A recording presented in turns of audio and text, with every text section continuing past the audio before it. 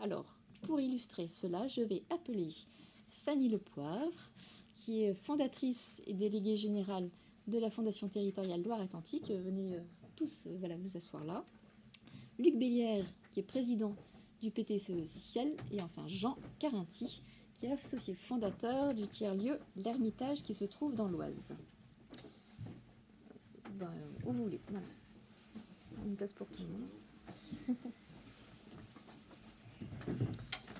Merci à vous trois d'être avec nous. Bonjour à vous. Alors, je vais commencer par Fanny. Donc, Fanny, fondatrice et déléguée générale de la Fondation Loire-Atlantique.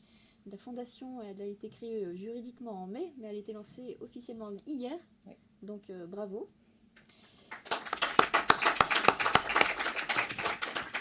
Et la mission de la Fondation, c'est de contribuer à réduire les inégalités au sein du territoire du pays de la Loire. Hein. Et pour cela, dès le démarrage, vous êtes appuyé sur une démarche d'alliance. Alors, en quelques mots, qu'est-ce que c'est que cette Fondation territoriale ? Merci beaucoup, Élodie. Alors, comme ça, vous m'entendez bien ? Très bien. Okay. Merci beaucoup pour votre accueil. Je suis vraiment ravie d'être ici aujourd'hui et de pouvoir partager mon expérience qu'on a vécue depuis 18 mois et de pouvoir continuer aussi d'inspirer, parce que nous, on s'est aussi beaucoup inspiré de tous les acteurs qui sont déjà présents et qui font des dynamiques telles que celle-ci. La Fondation territoriale, en fait, c'est vraiment une catalyse. La Fondation territoriale de Loire-Atlantique, c'est un projet porté depuis 18 mois par 34 acteurs qui se sont réunis tous les 2 mois pour co-construire ensemble cet outil au service du territoire.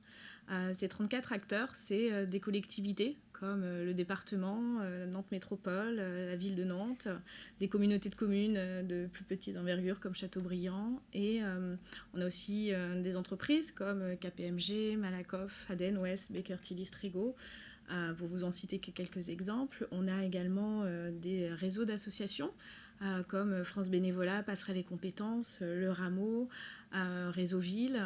On a également des fondations et fonds de dotation comme le Fonds Après-Demain, la Fondation RTE, la Fondation GRDF, qui nous ont beaucoup inspirés, qui se sont mis autour de la table, tous avec des enjeux extrêmement différents, mais qui ont pris plaisir à co-construire ensemble cet outil, puisque à la base du projet, en fait, c'est un constat que j'ai partagé à une dizaine d'acteurs. On était en plein Covid à l'époque.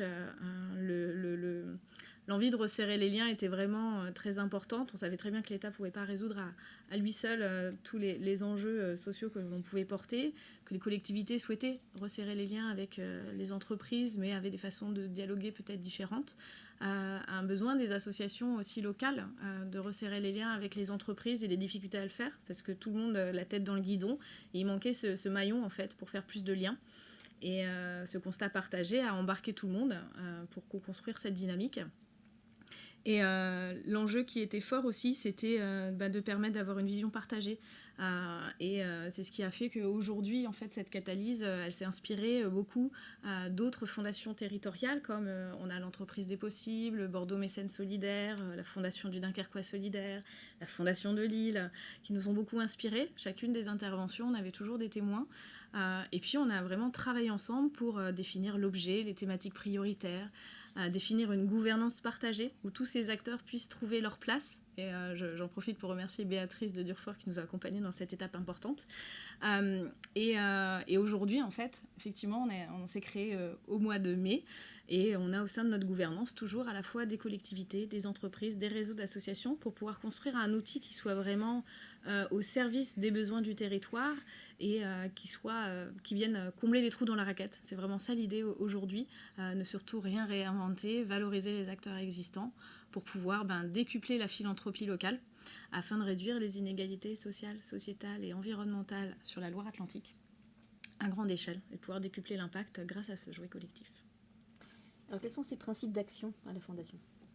Alors, on a défini 3 missions principales. La première, c'est d'être une sorte de centre de ressources qui va s'appeler le Prime 44, le point ressources et info mécénat du 44, pour pouvoir à la fois accompagner les associations à monter en compétences, à partager entre pairs sur leurs propres compétences, donc dans cette dynamique aussi Catalyse, de pouvoir avoir du conseil en mécénat, de pouvoir identifier les mécènes locaux, donc de pouvoir vraiment les guider, les orienter, les faire monter en compétences. Ce centre de ressources s'adresse aussi aux entreprises pour pouvoir les sensibiliser à toute forme que peut prendre le mécénat. On parle beaucoup du mécénat financier, mais pas assez du mécénat de compétences, encore moins du mécénat de fin de carrière ou même du don de congé payé.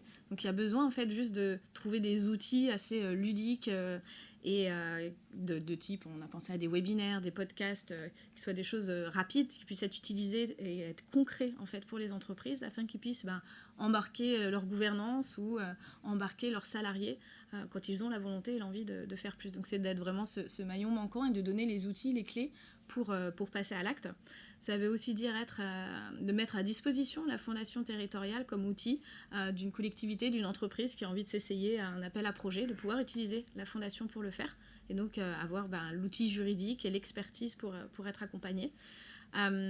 Ensuite, le deuxième pilier, c'est d'être du soutien en mécénat financier, de compétences et en nature, avec des appels à initiative. Le terme initiative est important parce qu'on veut aussi sensibiliser aux bonnes pratiques du mécénat. On ne veut pas des appels à projets parce que les associations aujourd'hui s'enferment des fois sur un projet où il y a un début, il y a une fin, on ne finance pas les frais de fonctionnement, il faut un impact direct, mesurable tout de suite. Donc on veut aussi travailler là-dessus. C'est pour ça que dans le soutien qu'on souhaite faire, on a choisi des critères de sélection qui viennent encore une fois combler les trous dans la raquette et être sur des volets où les financements sont difficiles à trouver. Et donc les 3 critères qu'on a définis, c'est d'être sur de l'innovation sociale, sur de l'approche systémique. Donc on va financer du frais de fonctionnement, du plaidoyer, la sensibilisation. Et puis d'être aussi à une étape de preuve de concept de ces structures associatives, alors qu'elles soient nouvelles ou existantes depuis 5 ans, mais souvent ce palier qui est difficile à passer, où les financeurs sont plus difficiles à convaincre et qui puissent permettre de passer à l'échelon supérieur. Donc c'est là aussi qu'on souhaite se positionner. Et puis c'est important pour nous de ne pas être juste du financement.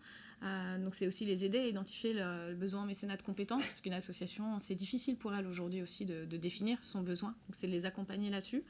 On a aussi décidé de faire du coaching des dirigeants associatifs pour les accompagner justement dans leur structuration et développement de leur initiative. Et puis le 3e pilier, c'est d'être cet espace d'interconnaissance et d'expérimentation, ce lieu en fait, cet espace qui n'existait pas et qui en fait prend tout son sens. Je prends l'exemple des collectivités où on a à la fois la région, le département, la ville de Nantes qui discutent entre eux sur la façon de s'engager dans cette fondation, et c'est des échanges qui habituellement ne se font pas trop. Donc il y a vraiment des choses juste en créant cet espace qui se produisent et des lignes qui se bougent en interne.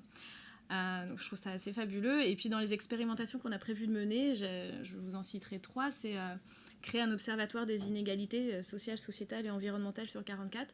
Parce qu'encore une fois, toutes les données existent, il n'y a rien à réinventer, c'est juste que c'est encore parfois trop en silo. On a des études, mais qui prennent toujours un prisme particulier. Et l'idée, c'est d'avoir un outil qui nous permette de vraiment se rendre compte de la singularité de notre territoire. Peut-être... ça restera à vérifier, mais qu'en fait, en Loire-Atlantique, on a davantage de familles monoparentales, davantage de travailleurs pauvres, et donc en avoir conscience, en fait, ça veut dire aussi aider des fonds de dotation qui vont se créer, qui vont se demander quel champ d'action je définis, et là, d'avoir un outil qui permette justement de les guider. Ensuite, ça nous permettra aussi de nous fixer nos priorités, mesurer nos impacts.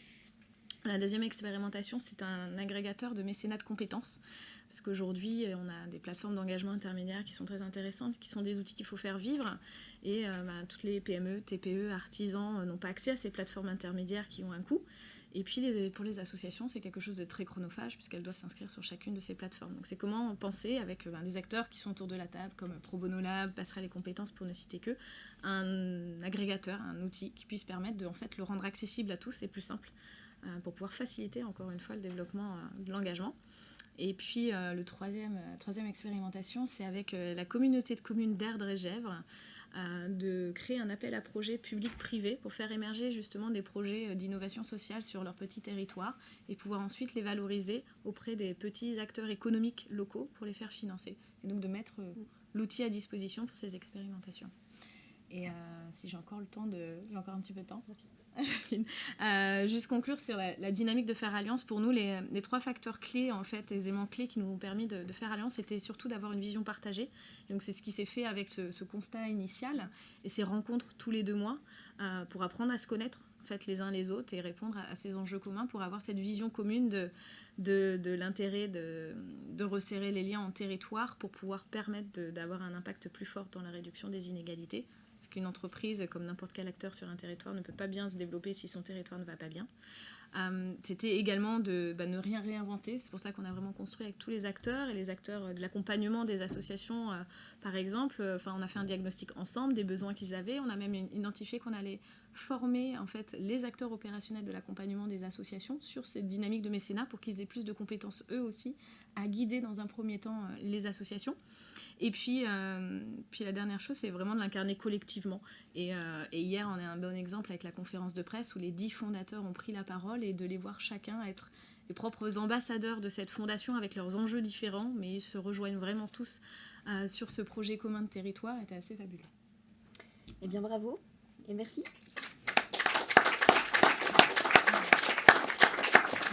Alors, il y a les acteurs plus de la philanthropie, mais il y a aussi les acteurs économiques qui sont aussi à l'origine de démarches d'alliance au service du développement de leur territoire. Alors, pour illustrer cela, je me tourne vers vous, Luc Béliat, vous êtes président du PTCE Ciel. Alors, Ciel, c'est circularité, inclusion et économie locale. Alors, peut-être un petit rappel sur les PTCE, ce sont des outils qui permettent de développer des projets coopératifs, innovants, économiques et solidaires à l'échelle d'un territoire. Et si on parle plus spécifiquement du PTCE Ciel, à l'origine, il y a l'association PerC3C qui est issue d'un collectif d'entreprises qui a développé dès 2020 des actions sur l'écologie industrielle et territoriale.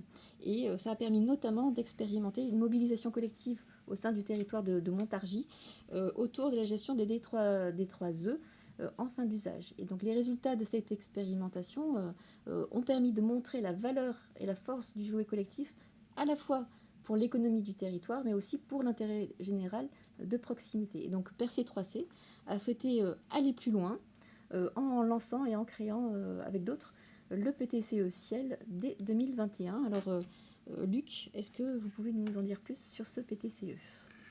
Eh bien, merci Elodie. Bonjour à tous, à tous ceux que je n'ai pas eu le temps de saluer tout à l'heure. Moi, je suis déjà très heureux d'être ici parce que le réseau des pionniers, pour moi, ça a été quelque chose d'important. Ça m'a permis de conscientiser l'aspect pionnier de ce que j'essayais de faire sur le territoire. Et une fois conscientisé, ça m'a encouragé à aller plus loin. Et je pense que le PT ne serait pas là s'il n'y avait pas eu le réseau. Donc, voilà, c'est déjà une première chose. Et puis, oui, tout ça est né effectivement de cette association PerC3C qui voulait essayer de faire la promotion du changement de modèle économique dans la société pour pouvoir affronter les enjeux à venir, qu'ils soient écologiques ou sociaux, et de questionner les business models de toutes les entreprises pour envisager plus de pérennité. Et très rapidement, les actions pour aller vers plus de circularité sur le territoire, donc l'écologie industrielle et territoriale, nous ont amenés à ne pas simplement s'interroger sur les flux, mais de voir l'interaction entre ces flux et le territoire. Et cette interaction était notamment beaucoup liée autour des emplois et des compétences, et du retour à l'emploi, parce qu'on a beau être le bassin historique industriel le plus important de la région centre, en proportion d'emploi.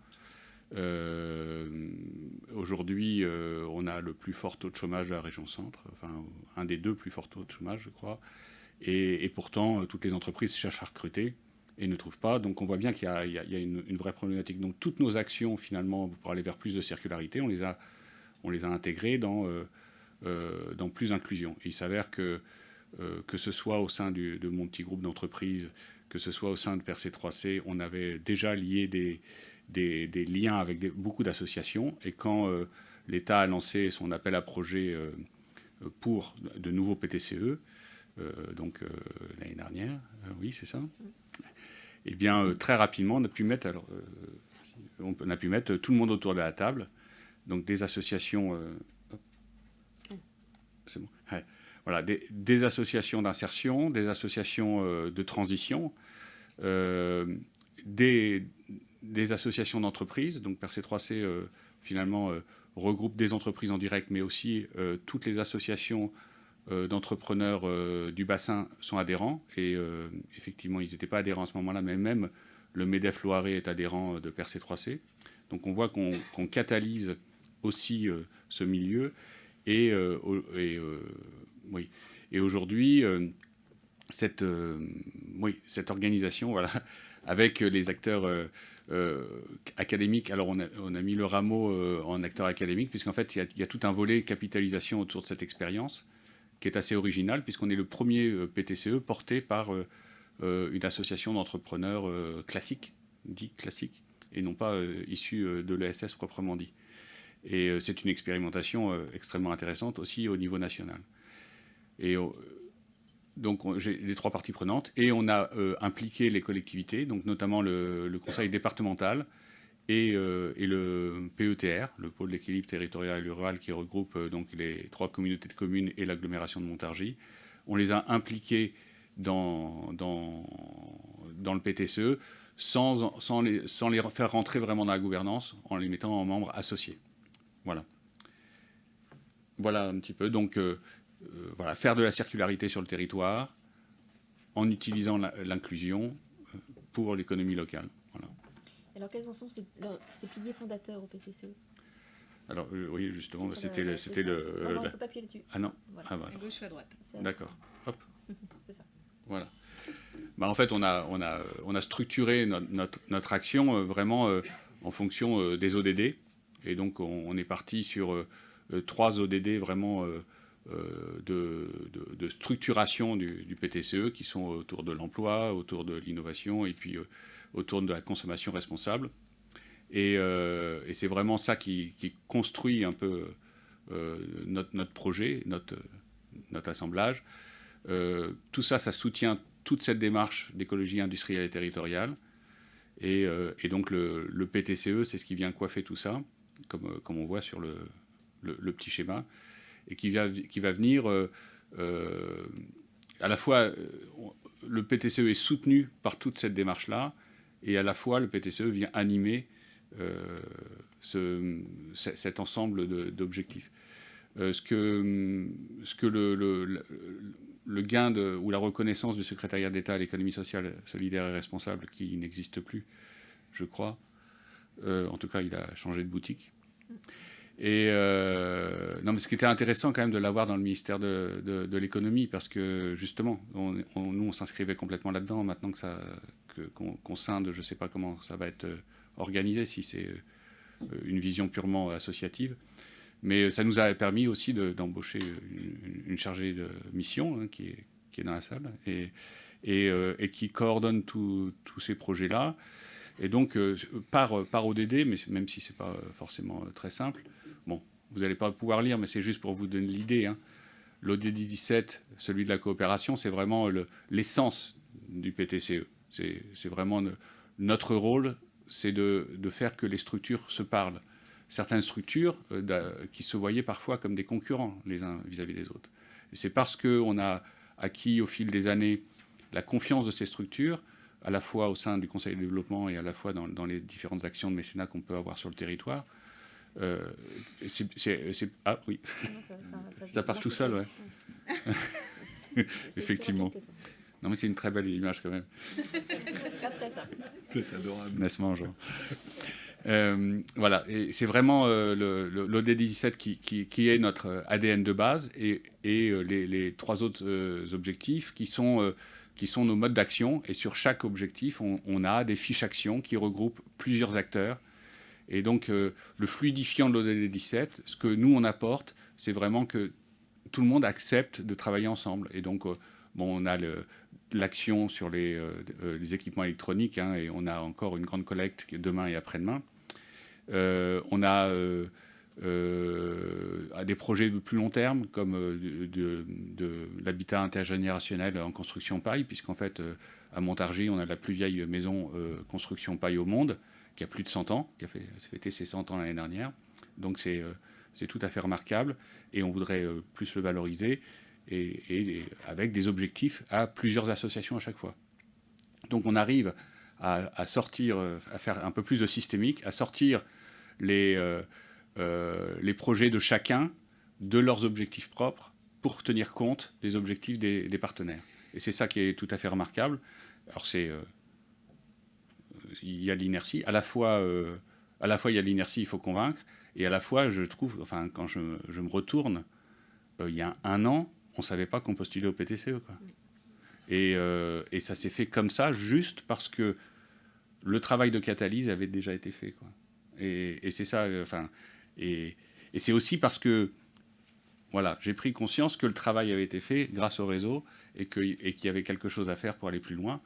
Et donc, voilà, je suis très content de venir témoigner de cela. Bah, nous, on est très contents de ton témoignage. Merci beaucoup, Luc.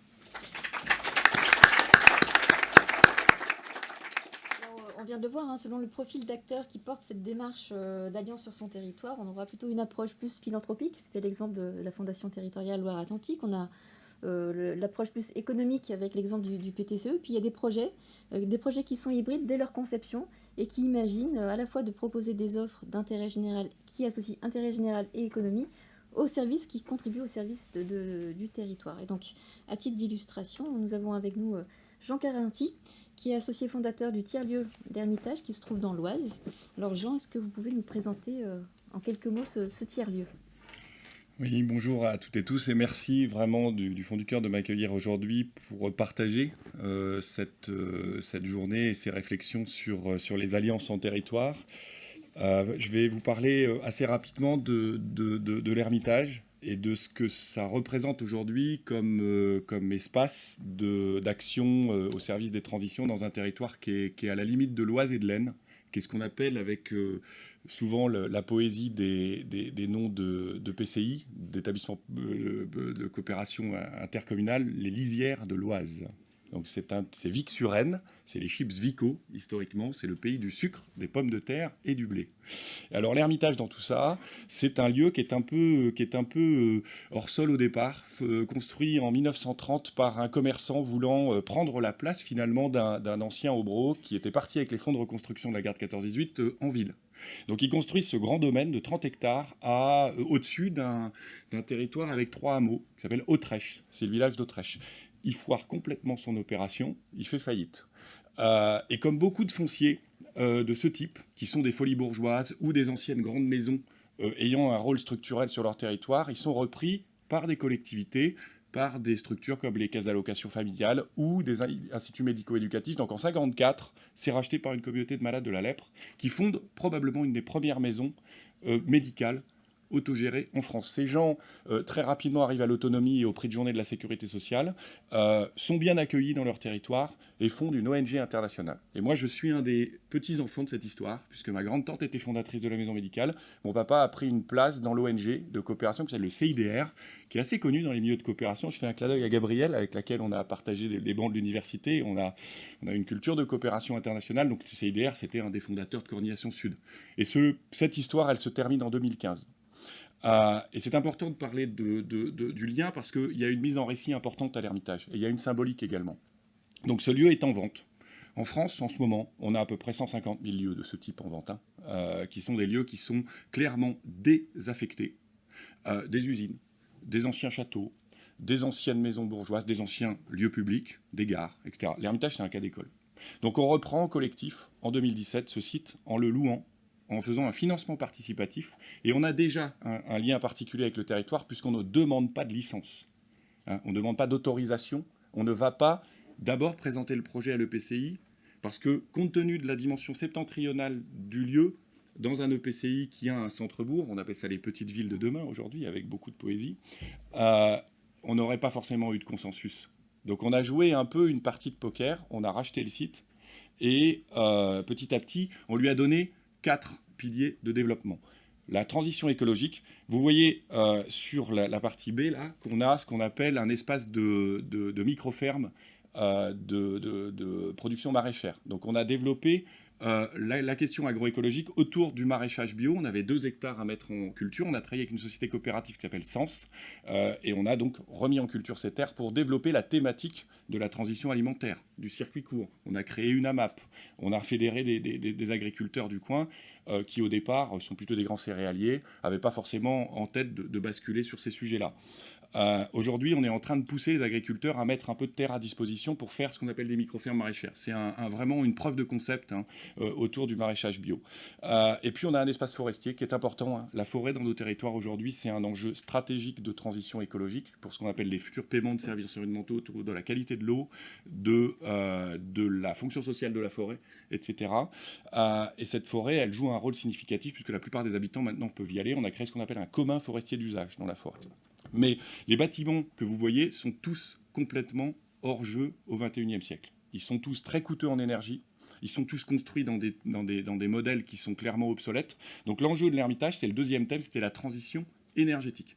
On en est loin, hein. Après 5 ans de lancement du projet, on est toujours en train de se casser la tête sur comment financer, comment avoir un modèle économique. Et donc ces bâtiments sont un cas d'école, ce qu'on appelle en anglais un showroom. Et c'est le deuxième vraiment pilier important, c'est d'être un showroom de transition en proximité. Le troisième thème, c'est le vivre ensemble. À l'Ermitage, on a créé ce qu'on appelle un café associatif avec une licence 4. On a réouvert un café.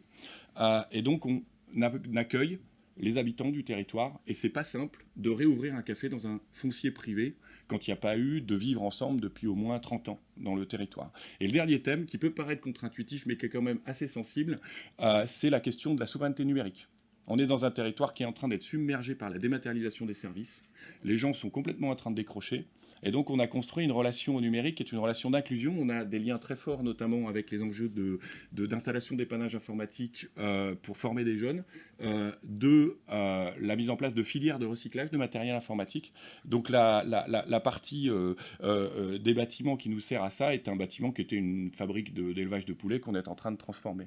Donc, concrètement, pour le faire très court, on a vraiment un lieu qui est un lieu au cœur des transitions. En quoi il fait alliance ? Il fait alliance dans la mesure où il construit avec les acteurs de son territoire, pas toujours dans la joie et la bonne humeur, une réflexion commune sur ce que sont les enjeux à 30, 40, 50 ans. Et c'est souvent difficile et délicat d'aborder le long terme. Notamment, on a construit une alliance avec un PTCE que vous connaissez bien, Luc, qui est celui du Pays de Bray, avec l'équipe de Rachid Cherfaoui et de l'Institut Gaudin également. Et on est vraiment dans une alliance tactique où l'Ermitage en tant que tiers-lieu, vous savez que j'ai employé le mot qu'au bout de 15 minutes, au bout de 5 minutes, c'est rare. En général, on parle beaucoup de tiers-lieu en ce moment. Nous, on est un lieu hybride, un tiers-lieu, mais qui s'allie avec des PTCE. On s'est également allié avec des acteurs des enjeux de transition, de médiation scientifique et technique, on les appelle les petits débrouillards. Je fais un clin d'œil au Grand Rebond, avec lequel on porte en ce moment la tournée des tiers-lieux. Et on porte avec eux un regard sur le rapport du territoire à ces changements, je dirais, climatiques. Et à son engagement dans la transition. Et puis on a fait alliance également avec des acteurs comme le Bleu Zèbre et des gens qui peuvent nous aider à construire notre rapport au territoire en tant qu'acteurs un peu en marge, j'ai envie de dire. Et peut-être pour terminer cette rapide présentation de l'Ermitage, l'Ermitage c'est un lieu qui peut déranger en territoire et qui en même temps est construit sur compétences, transition, engagement et alliance. Et on est à 5 ans. Aujourd'hui, on est un lieu qui appartient à ces sociétaires. Je fais un clin d'œil à l'intervention du directeur général de la Caisse d'épargne. Et ça, c'est aussi un enjeu de créer des sociétés coopératives d'intérêt collectif et de construire avec les acteurs de transition des modèles économiques. L'Ermitage, c'est un lieu pour recevoir des séminaires et c'est une douzaine d'entreprises déjà installées. Sans les séminaires, les entreprises ne pourraient pas trouver leur place dans ce lieu. Et il appartient à la société de séminaires de ne pas être un acteur écrasant sur le modèle économique du site. Voilà. Merci Jean pour cette présentation. Alors qu'on imagine bien toutes les activités qui sont portées par l'Ermitage, comment elles s'articulent ? Une excellente question. Elle s'articule autour de la montée en puissance d'une société coopérative d'intérêt collectif. Et avec vraiment une culture de catalyse. Moi, j'ai un des associés principaux du projet qui se définit vraiment comme un assembleur. Je vais vous donner un exemple très concret. Quand on accueille un entrepreneur sur le site de l'Ermitage, il y a un intérêt principal de l'entrepreneur à venir, c'est l'accessibilité du foncier. C'est beaucoup moins cher à l'Ermitage que dans une zone d'activité. Et en même temps, ce qu'on va attendre de lui, c'est pas qu'il regarde sincèrement et simplement ses enjeux économiques à court terme. Ce qu'on va attendre de lui, c'est qu'il s'inscrive dans plus grand que lui. Et on sait à quel point dans l'artisanat, il n'y a rien de plus compliqué que de s'inscrire dans plus grand que soi à moyen terme. Donc la catalyse, elle se fait à l'intérieur du site sur la possibilité d'accueillir et d'accompagner un artisan sur le moyen et long terme en lui permettant d'avoir un foncier qui est très attractif. C'est un des enjeux pour nous d'avoir des fonciers attractifs pour les artisans. On a 2 labellisations, Fabrique de territoire, que certains et certaines connaissent bien, qui est un label plutôt tiers-lieu, et Manufacture de proximité. Donc la catalyse et l'attractivité et l'assemblage, il se fait sur ces axes où on va être en mesure de pouvoir faire vivre un maraîcher avec un artisan brasseur, avec une entreprise de séminaire, et la société coopérative est impérative. Je crois qu'on ne pourrait pas porter un projet comme l'Hermitage sans croire à la société coopérative d'intérêt collectif et sans la porter. On dit seul, on va vite. On aurait pu faire une SAS et la capitaliser à 1,5 million avec le réseau qu'on a assez rapidement, mais probablement à moyen terme, on n'aurait pas fait alliance. Et là, les PTCE sont des modèles très intéressants pour nous, et a priori, on va vers un PTCE sur le territoire qui inscrit l'Hermitage dans beaucoup plus grand qu'elle. Merci Jean. Merci à vous trois.